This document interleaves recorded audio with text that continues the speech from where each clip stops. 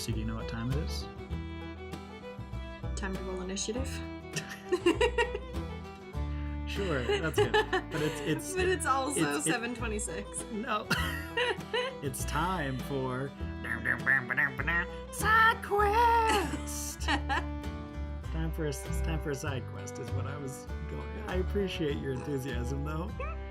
Yeah, it's a side quest. I am Thomas, the human bard. Joining me today, Mercy, the tiefling wizard. And we're doing a side quest together today, and we're going to be talking about initiative. And today we're going to be talking about initiative in D&D, and specifically alternate forms of initiative and kind of some pros and cons of all of them. And we just thought we wanted to talk about this because we were trying a new kind of initiative in one of our games, and it's inspired a lot of discussion about it. So yeah, Mercy, what in your research on initiative and stuff, what's stuck out to you? Or do you want to actually just kind of summarize the role of initiative in D&D to begin with? So initiative is a roll that you make whenever combat begins. So generally how it plays out in the standard initiative rules, you approach the dungeon and then the DM might say, you hear a low growl, and then from behind the mouth of the cave emerges a monster. Everybody roll initiative. And you know that now you're entering combat. You're going to be fighting. Everyone rolls a d20. Every player has an initiative modifier that they add to that roll. And that determines for the entirety of combat, that's the order that you go in. Whoever rolled the highest goes first, including the monsters. And where do you get the initiative modifier from? You get it from your dexterity. Yeah, because every stat in 5th edition comes from your dexterity. So you know, like, certain classes of character are just going to go earlier in combat. Your monks and your rogues are they're going to start going first before your maybe your wizards or your barbarians. Your wizards will never go. Yeah, and it stays the same through all rounds of combat in standard initiative. Mm-hmm. And we just said those will normally go first, but there's always the chance somebody else rolls higher, and so your rogue goes last, and sometimes that's just how the dice fall. Mm-hmm. And with groups of monsters, I think it's worth mentioning that your DM might decide that they each roll individually, or he might just make a roll for all the goblins. Yeah. And they'll all just go one after the other. Yeah. Yeah, oftentimes, being a DM, I've found that you don't want to roll for 30 goblins. No. And you're just like, all right, I'll have kind of maybe 2 major groups of goblins. I'll call these ones the A group and these ones the B group. And I'll have these 5 go, and then I'll have these 5 go. And then, we'll split it up amongst them. So what are some of the pros and cons of the normal initiative in D&D? I think, personally, it's a smooth method. Yeah. It doesn't bring up, there aren't a lot of problems with it at the table. It only takes a few seconds to go around and everyone to make their roll, the DM to write it all down, and then it's just, from there on, you always know what's going on. I think it's pretty simple. Yeah. You always know if you've already gone that round or not, because you're always going in the same order. You know when it's your turn. So as far as pros go, it's easy to understand and it's easy to play. For sure. So what are some of the problems that we've had with initiative? Because I feel like there have been times where we've been a little unhappy with it. I think that my biggest problem, well, okay, I have 2. Okay. My 2 biggest problems with standard initiative rules are that I think it's really easy to get bored during combat, because you know that it's not, you go and you're not going to go again until 5 other people have gone. And so there's less incentive to keep paying attention, which you should, of course. Yeah. You're going to have more fun. Your DM is going to have more fun. If you are paying attention, but it's really easy to zone out, especially if you've been playing for 3 hours already and this is the final battle, and it happens a lot. Someone at the table just kind of like tunes out, and now combat is the most boring. They're doodling on their character sheet, or they're looking on their phone or something. Yeah, because they're not doing anything and they know they're not going to be able to do anything for a while. And so that's a downside. My other biggest problem is from a story perspective.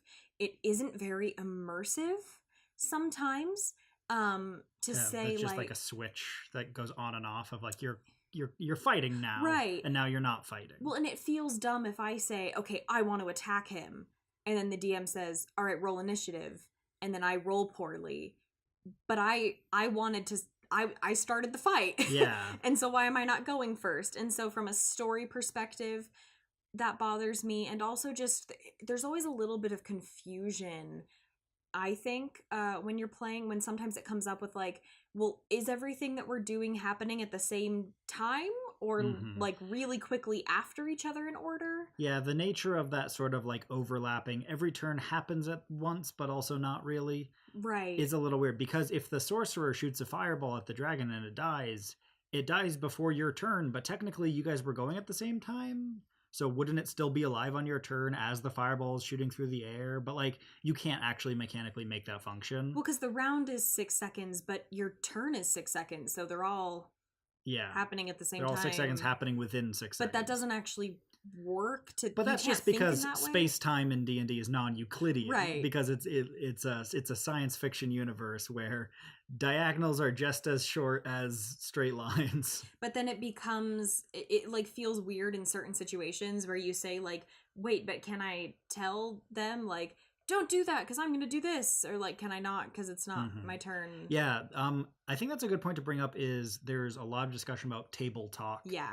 And how that affects combat. And sometimes the root of that can come from maybe like a player, not a character, but a player who is a little too domineering for the other players and tells them how to play during combat. And that's no fun. Being like, no, you do this and then you go and then you do this. And sometimes you don't want to get just told how to play all session long. But the other problem is that sometimes even if like you're all going equally, you feel like there's some metagaming going on. If one player didn't know that thing was immune to fire damage, so you say like, oh, you wouldn't know that because he hasn't gone yet, so he hasn't told you yet. But that because feels dumb. Yeah, it feels weird and dumb. Like you wouldn't, if you saw your friend shooting a fireball, be like, no, don't waste your slot, it's immune to fire damage. But like in the current rules, they go before you, so you don't have a turn in which to say things on your turn. And so yeah, it can be a little frustrating with how timing kind of overlaps and doesn't overlap. It's kind of convoluted in that way. But otherwise, since D&D was built around it as a concept, like 5th edition takes the normal standard initiative into consideration. All the abilities always work with it. You know how everything's gonna suss out when like, oh, this happens until end of round, this happens until end of turn, this happens once per round. I get how all of these work with initiative and how that all lines up. It's also worth mentioning something that's weird about standard initiative rules is that it makes combat almost feel like a separate game. It does, definitely. Because in roleplay, in the rest of the game, when you're not in combat, you just do things as you choose to do them.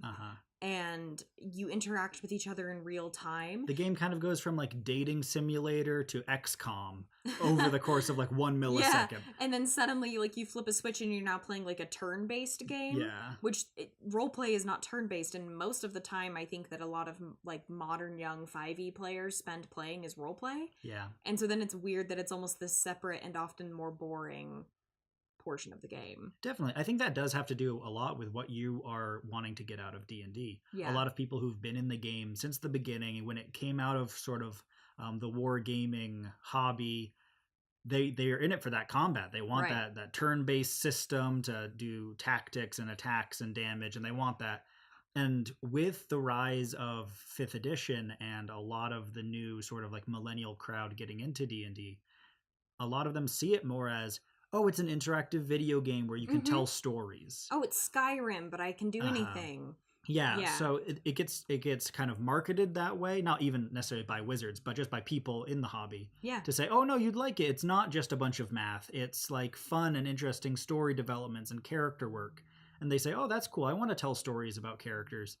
And then there's this weird sort of like, now we're going to spend 20 minutes just doing math, and if it's not your turn, you can do nothing. And that, for them, it's not what they were advertised. And sometimes that can cause those kind of, that newer crop of players to be less interested in that. That's not always true of everyone, of course. Well, I think, with all homebrew, the various initiative systems that we'll be discussing today, there is not one better one and one worse one. It totally depends on your play style and your group and what you want to get out of the game. There's just the one that we like the best, and if you disagree with us, you're wrong. Exactly. So that's the only caveat. Yeah.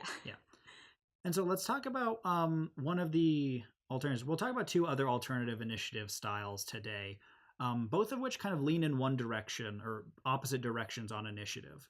One of which tends more towards that narrative character work style, and one of which leans more into the wargaming aesthetic, but it's also, I think, a more interesting and multifaceted initiative style. So let's talk first about the Greyhawk initiative.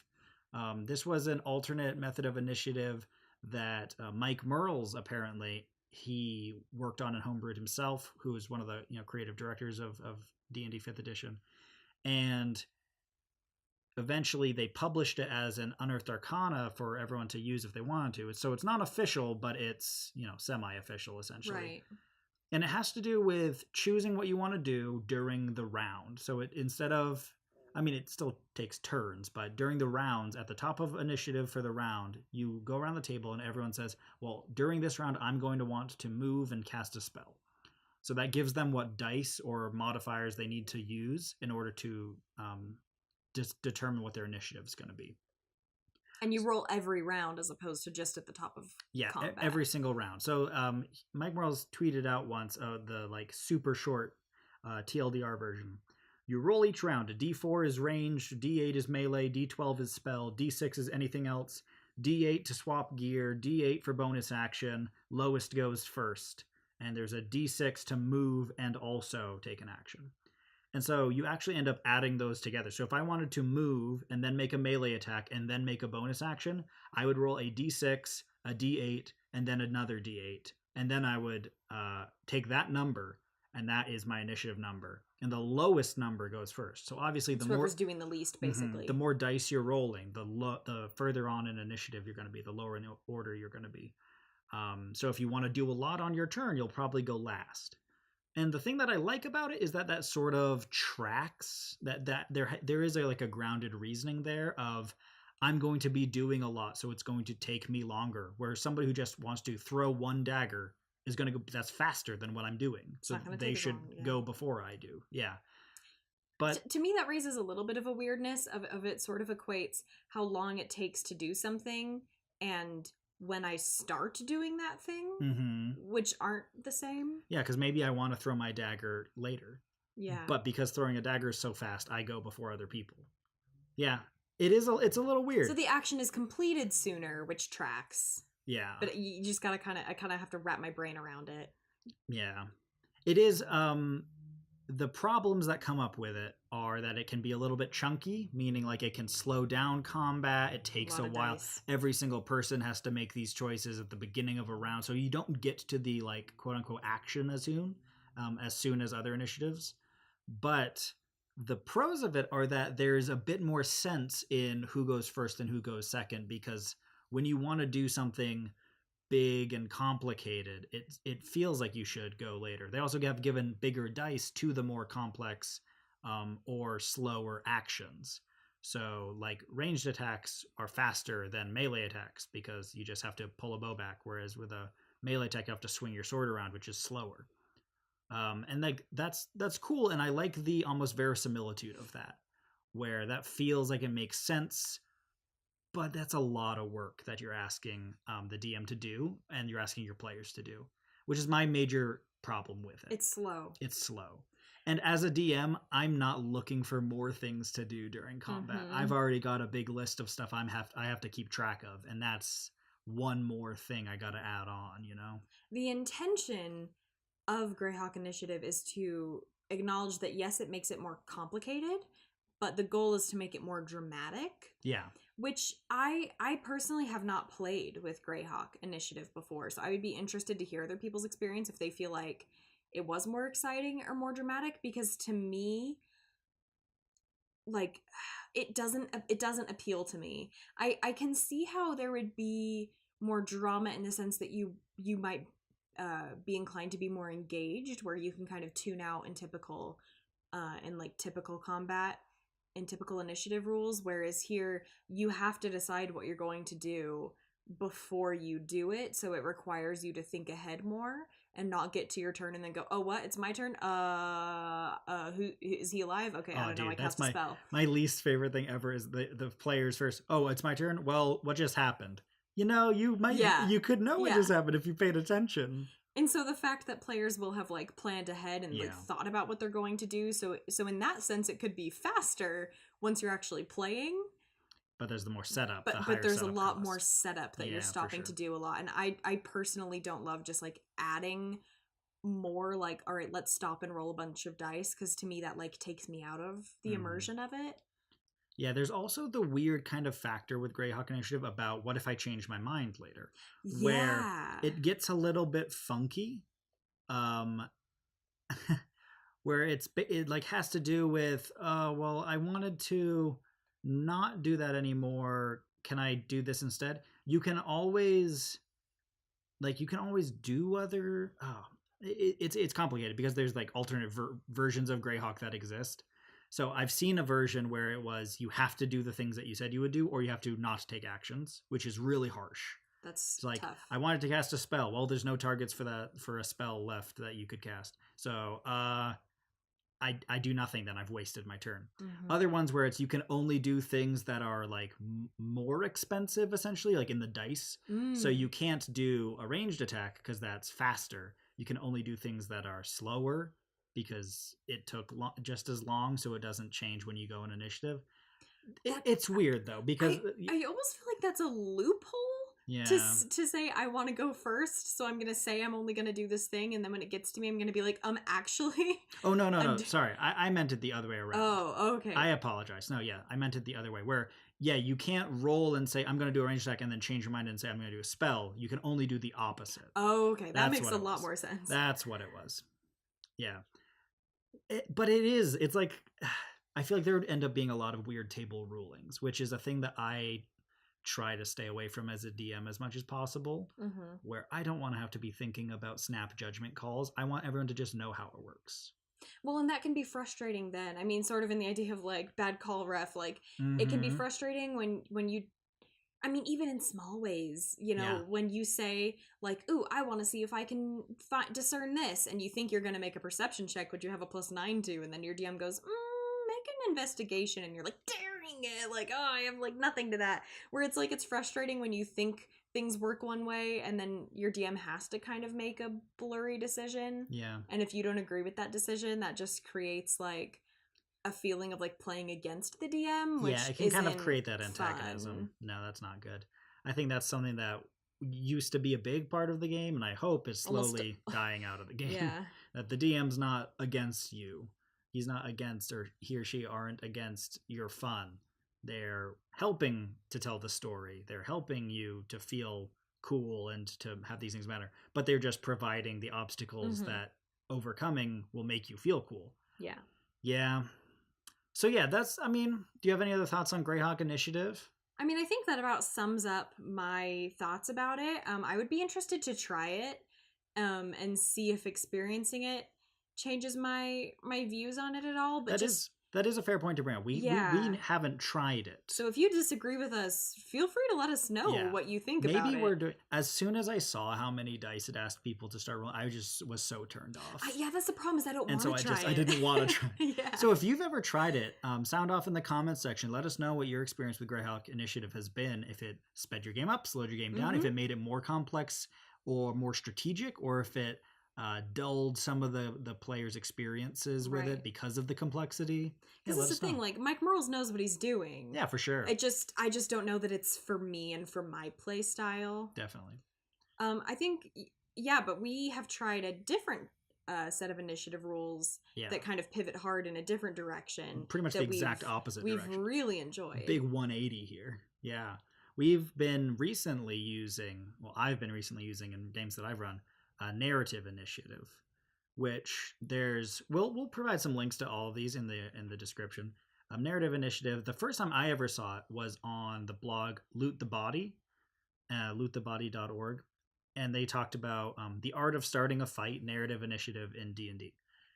And that was the first I'd ever been exposed to it. And as soon as I read it, I just felt like a great weight had been lifted off of my shoulders. The world was going to be okay. Sun broke through the clouds. Yeah. And I was like, wait, combat could be easy and fun and interesting. And I wouldn't have to do more as a DM. I am so about this. So let's talk about narrative initiative a bit. Tell me about how it works. So in narrative initiative, basically you decide when you go. So it to me, one of my favorite things about it is that it removes that feeling of a separation, of flipping a switch and now we're playing a different type of game. Because now, much like role playing, I say, ooh, now I want to do this as soon as I decide I want to do it, and then it happens, which I really like. So basically, you don't roll initiative at all at the beginning of combat. So maybe a monster attacks the party, and that starts the fight. So now that monster is taking its turn and you are in combat. Maybe I walk up to a monster and punch it in the face, and now I'm taking a turn and we are in combat. So that feels much more organic, and it feels like it fits the story. If no one attacks anyone else, if you've got like a Mexican standoff, like a cowboy situation where everyone's just eyeing each other, initiative has not begun. The DM doesn't get to decide when initiative starts. Yeah, the players or the monsters do. Yeah, so like technically the DM can, but it feels different. Yeah, it's not that the DM has declared that the initiative veil has been lifted and now we're in combat. It's that whenever a character in the narrative attacks or makes a violent action against another character, we're starting combat. Yeah. That's what's happening. Yeah. And so then once combat has started, so say I go first, I punch someone in the face, and now another member of my party can say, oh, now I want to cast a spell. And now they're going. And if two members of the party both want to go at the same time, then they can make contesting rolls. Yeah, or they can decide amongst themselves. They can say, hey, wait, I want to go first before that. And if they decide amongst themselves, cool, great, that's fine. If they can't decide and they both want to go and they say, I do really want to go, though, you can always, as the DM, allow and say, hey, make a quick roll and we'll just see who has first. Right. That's also kind of how it works with the monsters as well. Yeah. Where if there's like a goblin who he wants to go, but your party also, your paladin, she wants to go next. How we've been running it, at least, there's alternate versions of this, just like the Greyhawk one. I've seen multiple ways of running it. How we've been running it is that sometimes I'll just default to the players and I'll say more or less players get the right of way because I want to give them the chances to do the things they want to do. But if it's an important enough character or an important enough battle, or I think that the creature is strong enough that it can impose its will on the situation, you're fighting a dragon, it's going to try and go when it wants to go. It's not going to wait for you to finish. How I've been doing it is that the monster and the player both make a contesting roll using their initiative modifier.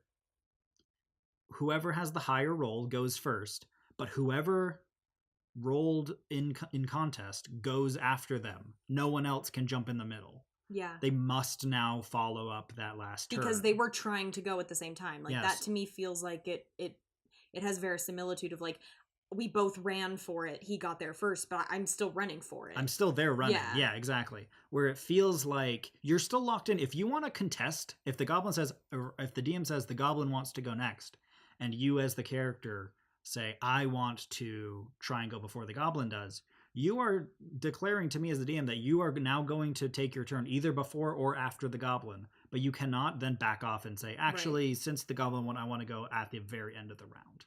It just like you are going now. You need to know that. So that sometimes in and of itself will dissuade people from contesting an initiative. They'll say, I'll say the goblin wants to go, and they'll say, it's not worth risking going after it. I'll just wait and see what happens, and then I'll decide if I want to go.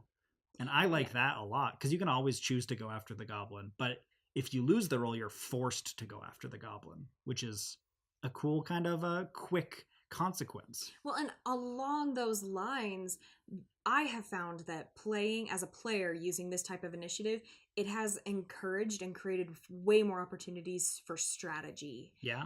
In a way that I never felt in standard initiative. And to me, it doesn't seem like I would really get out of Greyhawk either, where I get to say, like, wait a minute, I should wait to go after the Storm Sorcerer, because if they do a thing that will make there be lightning, then I can cast this lightning spell as a wizard and it will be stronger because we're working together now. Yeah. Or I can say, like, hey, I'm at 1 hit point. I'm going to wait and try and go at the end of the round and see if any of my friends will heal me before I go. I'm going to ask the table if someone would like to heal me, please. Yeah, so I'm going to actually try and wait to go at the end of the round. Or I'm going to go before the goblin does because I'm going to drink a health potion before he has the chance to hit me. Right. Yeah. So it has created way more strategy, which in turn has made the table more engaged because you don't get to sit there you don't and know wait when to you're be told going. It's your turn. Yeah. And I think it's been really good what Thomas has done as the DM, because we've now played this several times. We were playing with the table with a lot of newer players and who were a bit more timid about it. And so he said, all right, so this person's taken their turn. All right, who wants to go? And everyone just sort of looked at each other like in this polite, like, yeah, nobody wanted to step on anyone else's toes. I don't want to step on anyone. And so you just held up your hand and started counting down. And then you realize, 5. Oh, if I don't say something, the goblin's going to go. Yeah. So it encouraged people to just speak up and make choices, which feels more dramatic. Yeah, that was just kind of a meta, like, table, like a DM's discretion kind of a thing, where I was like, I'm gonna give you guys a chance here to go because you're new players and you don't kind of know how this works, but if none of you take the chance, you have to learn there's consequences. The bad guys are gonna start going. You can't talk forever. They're gonna want to go. That makes it feel to me like more cinematic, like I'm in a battle and I have to make choices. So mercy, but here's the problem. What if now my rogue is going to get his assassinate ability like every single like combat, because he'll just go before everyone goes, right? Cool. What's the big deal? That's good. That's an ability. Use my abilities finally. Thank awesome. you. I will let you know, with narrative initiative, you're gonna have to start rebalancing your combats. You're gonna have to start thinking about that. Might have to make them a little harder. Yeah, either make them a little harder or decide like to vary up the enemy types a little bit more. Because if everyone can just stack on and guaranteed get things done in a certain way they find out is the most efficient, they'll start doing that every time. And it's on you as the DM to mix up the combat and say, well, now you can't do that. That you can't let the monk go stunning strike them and then everyone goes before they have a chance to take their turn, because they have minions now who are going to try and attack you guys while you're doing that. Or they're going to try and take their turn immediately after the monk's turn, and they're going to actually get a chance to break out of it before any of you go. Yeah. So there's going to be all these new chances. There's a lot of really interesting dynamics that people brought up as concerns that as soon as I thought about them, I was like, those aren't concerns. Those are cool. Those are interesting choices to make. Things like, I have the blinded condition, but I can break out of it on my turn by making a Constitution saving throw or something like that. Do I want to go as soon as possible? Or do I want to wait until the end of the round after everyone else is gone, because maybe the cleric can just cast lesser restoration on me or something like that? I don't know. Like some other thing. There might be another factor. Maybe you are the cleric and you say, I'm going to wait and see if somebody needs me to heal them at the end of this round. I've noticed that support characters will often cede their turns and they'll say, I'll wait till later on in the round to go because I need to know if I'm going to be needed for healing or not. It's super helpful. Whereas damage dealing characters often want to try and go earlier in the round. And it's cool how it all sort of susses out on its own. It all like figures itself out. Your party starts figuring their roles out, and they start being able to do things like, you go first before me and do this, and then I'll go after, and then you do that. But not in the commanding way that we talked about earlier of it's teamwork. You're playing for me. But yeah, where everyone at the table is doing that with each other, because this strategy of I can go before you or after you. So let's decide what's the smarter thing to do, and let's decide together. Well, we've played with this several times, and we've had several times when a player has contested with a monster, which is exciting and dramatic, but we've never had a situation where players needed to make contesting rolls, because you now feel like you're fighting as a unit, which I think is partially due to the fact that now, like, you've come down hard on one side of the line of like, no, we are doing these things are happening in the order that we're doing them. Yeah. That's why we're doing them in a specific order. There's none of the weird all happening at once thing. Yeah. Like, these things are happening in order, and we are like working together as a team in character instead of role play feeling separate. It now makes sense where I'm a support class. I want to go last. Like, I'm making a role play character decision to go last. And so we've never had a situation where characters couldn't figure that out, because we're working together. You want to help each other and do what makes sense for the party. Definitely. You're not competing. One of my favorite examples, just if you're not sold on narrative initiative, we're really hyping it here. Yeah, let me tell you, you got to try it out, man. Maybe Greyhawk's for you. Maybe normal initiative is just fine at your table. Those are great options. Those are really cool. You should try narrative initiative. Just give it a shot. If you don't like it, that's fine. You can always go back to other initiatives. But let me give you an example of what sold me on it. It was the idea that the party walks up to a character that they dislike, an antagonist of some sort, but they're talking with the character and they're role playing. And one of the characters says, after what you did to us, we can never forgive you. And then the villain says, well, why would I ever want you to forgive me? And then the villain stabs the character that was talking to them. I don't say the villain like looks aggressive, everyone roll initiative. I say he stabs them and I roll an attack roll. That's so dramatic. And everyone goes, holy cow. And everyone immediately goes, I want to stab him back. And they all decide, oh, wait, oh, you're here. I want to try and there's the options of who wants to try and get back at this guy for what he just did. And that is so, there wasn't a pause where everyone started reading off numbers to me. All right, bathroom break. All right, everybody, once you tell me your initiative, go grab some Oreos and come back because it's going to be a bit while I count down. It just is happening, and it's happening now, and you better be invested in the moment because you're going to miss it. Yeah. And that sold me on it. That feels like what I want D&D to feel like, where the agency to act is mine as the player. And I want to start a fight right now. I don't have to wait for the DM to decide initiative is occurring. We're fighting. I want to stab that guy in the face, and then he's going to try and stab me back. But my friend says, I want to try and stop him from stabbing him back. And they get to see who gets there first. And that's dramatic. And we get to see what happens. My friend maybe is just too slow and the bad guy stabs me back. Or maybe he's just fast enough where he knocks the guy prone. And now the guy has to take his turn and he's being grappled and he's prone. Like it's so compelling. And I love that so much. I think also the role-playing storytelling side of D&D outside of combat, if it's going the way it should go, you as the player have so much agency in this world where you decide when and what and how you do things. And then, whether it works out or not and how well it happens is sort of up to the universe and the dice. But you get to make choices, and nothing is ever forced. You are not forced to do things when you wouldn't want to. Yeah. And I think that sometimes with initiative, it feels like you are, where it's I don't want to go right now, but I want to go before him. Yeah. But you are forced to do something when you wouldn't want to do it. Yeah. And I think that narrative initiative removes that. And that's why I think that's one of the many reasons that I think it is smoother. It integrates better into a more role play focused game, which maybe your D&D game isn't. Maybe you want we're just here to get XP, numbers crunching game, and that isn't for you. Yeah. But I think a lot of the kind of newest D&D generation is much more here for the storytelling, and I think narrative initiative has, for many reasons, it's really interactive. Encourages that. Yeah, for sure. Yeah. The only final thing to address with narrative initiative is about what about my ability that says I have advantage on initiative rolls, or right. I have the feat, I have the alert feat now, or something along those lines. There are going to be little rulings to try and this 5th edition wasn't designed with this in mind. Yeah. So there's going to be moments where you have to figure out exactly how these things go together or don't go together. Options that we've discussed and talked about, sometimes if an ability says you have advantage on initiative rolls, maybe you just have advantage on those contest rolls. That might be fine. Something like the alert feat, which gives you advantage and you can't be surprised, things like that. Maybe you have the option where even if someone else is starting the fight, you can choose to go before them because you're sort of a quick draw. Your reflexes are so fast. I say he stabs the party member that was talking to him.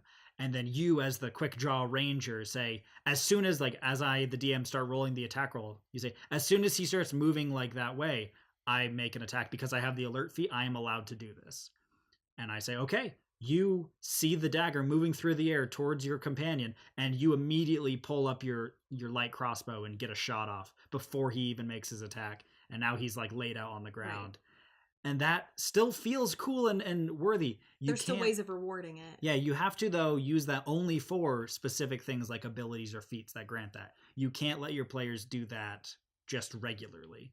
Just a normal player says, oh, well, wait, if he's attacking, I want to attack him first. It's too late. It's been declared. He is attacking. He didn't tell you he was going to. Yeah, he just did it. You're going to have to go, after him. You can take the first turn after him, but it is happening now. So, yeah. Those are our thoughts on initiative. Did you have anything else you wanted to say about the concept as a whole? I think I would just I would just reiterate what you said, where it is important to always make sure that your players are being rewarded for what they've spec'd into or for the abilities that they've taken. So maybe, you know, if they have advantage, but contests hardly ever come up in your particular group, maybe you decide that having advantage on initiative means that you just automatically win contests because it doesn't come up very often and you want it to feel worth it. Maybe it happens a lot and you decide, no, they just have an advantage on the roll. So be flexible about it. Think about what's going to work best for your party. As with all homebrew, and even without homebrew, just all D&D, there's room to customize always for what works for you and your group. Definitely, even combat, even initiative. And with that, I think we'll end the episode there. That was another side quest that another side quest that we've been on, and nobody even died, which is good. That means we can join back up in the main campaign. We'll have another episode up, a full episode of Copper Fox Inn up next week. But this week, we'll just have this side quest up because we're working on a secret project. Pretty fun. So get excited for that. We'll see how that goes, and hopefully we'll see you next time. Keep on adventuring.